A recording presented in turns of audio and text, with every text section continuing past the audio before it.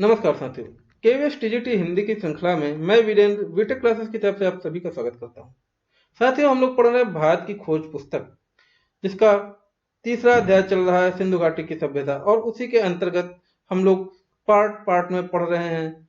क्योंकि वीडियो बहुत लंबा हो जाएगा, 29 पेज का वीडियो है, 1 घंटे से ज्यादा, तो आप सब कुछ चाहते हुए भी उसको कवर नहीं कर पाएंगे, इसलिए ये कई पार्टों में मैं आपको दूंगा। तो इसमें हम लोग देखेंगे प्राचीन भारत में जीवन और कर्म।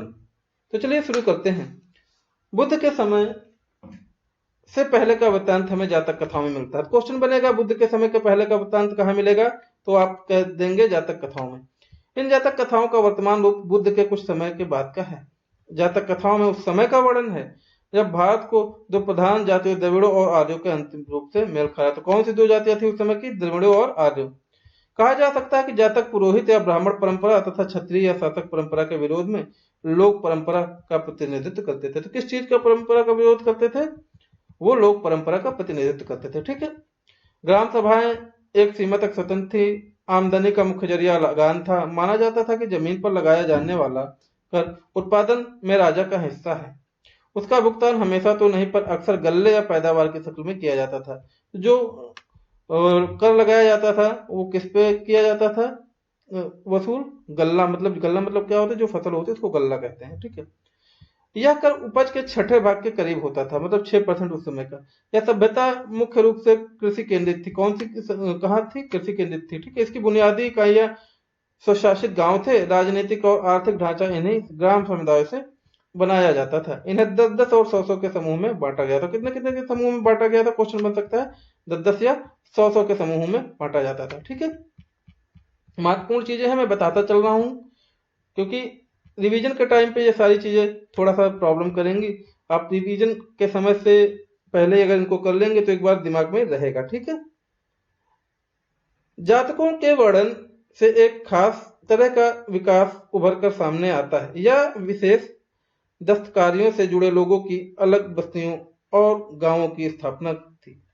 इस तरह के एक गांव बढ़इयों का था, एक गांव लोहारों का था। उसी प्रकार के पेशे के लोगों के गांव थे। ये खास पेशेवर लोग गांव के आमतौर पर शहर के पास बसे होते थे। शहरों में उनके विशेष उत्पादन की खपत हो जाती थी और बदले में उन्हें जिंदगी की दूसरी जरूरतों की पूरा करने का सामान मिल जाता था। ऐसा लगता था कि पूरा गांव सहकारिता के उसूल पर काम करता था, बड़े ठेके लेता था। शायद इस तरह अलहदा रहने और संगठित होने से जाति प्रथा का विकास और विस्तार हुआ होगा। तो जाति प्रथा का विस्तार किस पे हुआ होगा? जो काम थे उनके बटे हुए उसी पे। जातकों में सौदागर की समुद्री यात्राओं के हवाले भरे हुए हैं। सूखे रास्तों में रेगिस्तान को पार करके भड़ाओच के पश्चिमी बंदरगाह और उत्तर में गंधार और मध्य एशिया तक कारवां जाया करते थे। भड़ाओच से जहाज बेबीलोन, जो बेवारू के फारस की खाड़ी को जाया करते थे। नदियों के रास्ते बहुत यातायात होता था। उस समय किसके रास्ते यातायात होता था? नदियों के।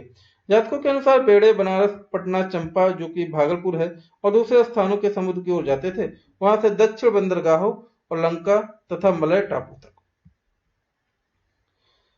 भारत में लिखने की प्रथा बहुत पुरानी है। पाताड़ा युग के मिट्टी के पुराने बर्तन पर ब्राह्मी लिपि के अक्षर मिले हैं।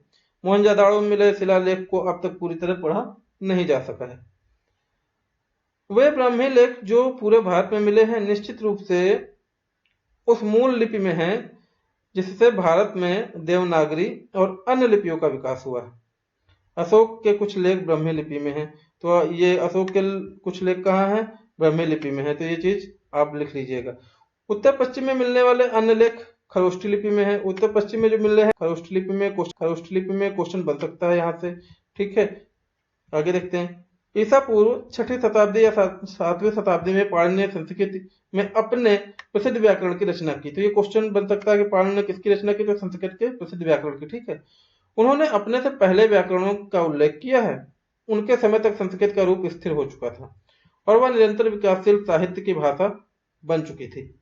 पाणिनि आज भी संस्कृत व्याकरण पर आधिकारिक प्रमाण माना जाता है। हालांकि बाद में वैयाकरणों ने उसमें कुछ जोड़ा भी है और उसकी व्याख्या भी की है। यह दिलचस्प है कि पाणिनि ने यूनानी लिपि का उल्लेख किया है। तो यूनानी लिपि का उल्लेख बाद में किसने किया है? पाणिनि ने। ठीक है। इससे संकेत मिलता है कि पूर्व दिशा से सिकंदर के आने से पहले, बहुत पहले, भारत और यूनान के बीच किसी न किसी तरीके का संपर्क हो चुका था। तो आप ये कह सकते हैं कि सिकंदर से आने से पहले भारत और यूनानी लोग एक दूसरे के संपर्क में थे। ठीक है। औषध विज्ञान की पुस्तकें भी तैयार थी और अस्पताल भी। अनुश्रुति है कि भारत में औषध विज्ञान के जनक धन्वंतरी। क्वेश्चन ये इंपॉर्टेंट है, याद रखिएगा साथियों। भारत, ठीक है, भारत में औषध विज्ञान के जनक कौन है? धन्वंतरी है। किंतु सबसे प्रसिद्ध पुरानी पाठ्य पुस्तक ईस्वी सन की शुरुआत की सदियों में लिखी गई। इनमें औषध पर चरक की पुस्तकें हैं। देखिए, चरक की पुस्तकें भी, और सरल चिकित्सा पर सुश्रुत की। ठीक है, ये दोनों इंपॉर्टेंट है। पूरा पैराग्राफ देखते हैं, महत्वपूर्ण हो जाता है। कहा जाता है कि चरक उन राजा कनिष्क के दरबार में राजवैद्य हुआ करते थे। चरक किसके राजवैद्य थे? कनिष्क के राजवैद्य थे, जिनकी राजधानी पश्चिमोत्तर दिशा में थी। इन पाठ्य पुस्तक में बहुत सी बीमारियों का जिक्र है और उनकी पहचान, इलाज, तरीके बताए गए हैं। इसमें शल्य चिकित्सा, प्रसूति विज्ञान, स्नान, पथ्य, सफाई, बच्चों को खिलाने, चिकित्सा के बारे में शिक्षा को विषय बनाया गया है। लेखक का रुझान प्रयोगात्मक है। शल्य प्रशिक्षण के दौरान मुर्दे को चीर फाड़ कराई जाती थी। सुश्रुत ने शल्य क्रिया के औजारों का जिक्र किया। तो शल्य औजारों का जिक्र किसने किया है? सुश्रुत ने। साथ ही ऑपरेशन का भी। ठीक है, जिसमें अंगों को काटना, पेट काटना, ऑपरेशन से बच्चे को जन्म दिलाना, मोतियाबिंद का ऑपरेशन आदि सब शामिल है। घावों के जीवाणुओं को धुआं देकर मारा जाता था। ईसा पूर्व तीसरी चौथी सदी में जानवरों के अस्पताल थे। तो ईसा से पूर्व तीसरी चौथी शताब्दी में किसके थे? जानवर के अस्पताल थे। यह जैन बौद्ध धर्म का प्रभाव था, जिसने अहिंसा पर बल दिया। अहिंसा पर बल किसने दिया? जैन और बौद्ध धर्म ने अहिंसा पर बल दिया। तो साथियों, ये बहुत महत्वपूर्ण है और इससे क्वेश्चन आएंगे जरूर। ठीक है, महाकाव्यों के युग में अक्सर वनों में एक तरह के विश्वविद्यालय का जिक्र किया गया है। ये कस्बे शहर से बहुत दूर नहीं होते थे। इनमें प्रसिद्ध विद्वान के आसपास शिक्षा प्रशिक्षण के उद्देश्य से लोग इकट्ठे होते थे। शिक्षा में तरह तरह के विषय शामिल थे, जिसमें सैनिक प्रशिक्षण भी होता था। इसमें वनाश्रमों के लिए इसलिए पसंद किया जाता था क्योंकि यहाँ शहरी जीवन के आकर्षणों से बचकर विद्यार्थी के लिए नियमित और ब्रह्मचर्य का जीवन बिताना संभव होता था। कुछ वर्ष यहाँ प्रशिक्षण के बाद उनसे उपेक्षा की जाती थी कि वे वापस लौटकर गृहस्थ और नागरिक जीवन बिताएं। इन वन शिक्षालयों में प्रायः छोटे छोटे गुट रहते थे, जो कि इस बात के संकेत हैं कि लोकप्रिय अध्यापक बड़ी संख्या में विद्यार्थियों को आकर्षित करते थे। बनारस हमेशा से शिक्षा का केंद्र रहा। बुद्ध के समय में वह प्राचीन केंद्र माना जाता था। किंतु उत्तर पश्चिम में आधुनिक पेशावर के पास एक प्राचीन विश्वविद्यालय तक्षशिला या तक्षशिला था। तो ये प्राचीन विश्वविद्यालय कौन सा था? तक्षशिला या तक्षशिला। यह विश्वविद्यालय विशेष रूप से विज्ञान, चिकित्सा शास्त्र और कलाओं के लिए मशहूर था। तो ये भी समझ लीजिएगा किसके किसके लिए मशहूर था, पूछा जा सकता है। और भारत के दूर दूर के हिस्सों से लोग यहाँ आया करते थे। तक्षशिला स्नातक का होना सामान्य और विशेष योग्यता की बात समझी जाती थी। जो कि चिकित्सक यहाँ के आयुर्विज्ञान विद्यालय से पढ़कर निकलते थे, उनकी बड़ी कद्र होती थी। कहा जाता है कि जब कभी भी बुद्ध बीमार पड़ते थे तो उनके भक्त इलाज के लिए एक मशहूर चिकित्सक को बुलाते थे, जो कि तक्षशिला का स्नातक था। ईसा पूर्व 6वीं शताब्दी के महान वैयाकरण पाणिनि ने भी यह शिक्षा पाई थी। पाणिनि ने भी यह शिक्षा यहीं से पाई थी। ठीक है, इस तरह तक्षशिला बुद्ध से पहले ब्राह्मण शिक्षा पद्धति का विश्वविद्यालय था। बौद्ध काल में बौद्ध ज्ञान का भी केंद्र बन गया था।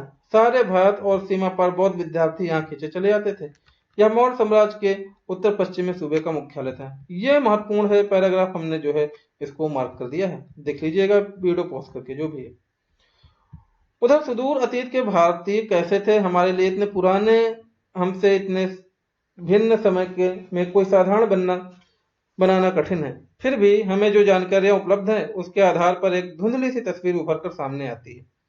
एक खुले दिन के आत्मविश्वासी और अपनी परंपराओं पर गर्व करने वाले लोग थे। रहस्य की खोज में हाथ पांव मारने वाले, प्रकृति और मानव जीवन के बारे में बहुत से प्रश्नों से भरे, अपनी बनाई हुई मर्यादा और मूल्यों को महत्व देने वाले, पर जीवन में सहज भाव से आनंद लेने वाले और मौत का लापरवाही से सामना करने वाले थे लोग थे। तो इस तरीके से कुछ महत्वपूर्ण चीजें हो जाती हैं। अब हम लोग पढ़ेंगे महावीर और बुद्ध, तो वर्ण व्यवस्था। तो साथियों, इस वीडियो को यहीं पे विराम देते हैं। मिलते हैं इस नए वीडियो के साथ, क्योंकि ये बहुत ही अलग है और इन सब चीजों से। चलिए देखते हैं महावीर और बुद्ध की वर्ण व्यवस्था नेक्स्ट वीडियो में। तब तक के लिए हमारे साथ बने रहिए और वीडियो को लाइक, शेयर और सब्सक्राइब करते चलिए। धन्यवाद। जय हिंद।